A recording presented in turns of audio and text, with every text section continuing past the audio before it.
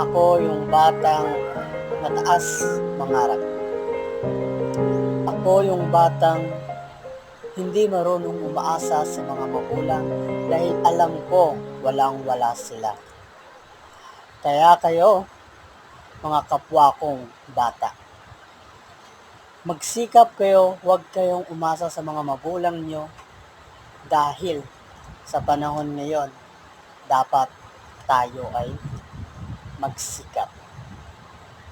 Ako yung batang maraming pangarap, hindi pa ngayon, pero aabutin ko para sa aking mga magulang at para sa sarili ko at gusto ko ipakita sa mga tao na hindi naniniwala sa akin na hindi ko maabot ang aking mga pangarap. Kaya, mangarap ka.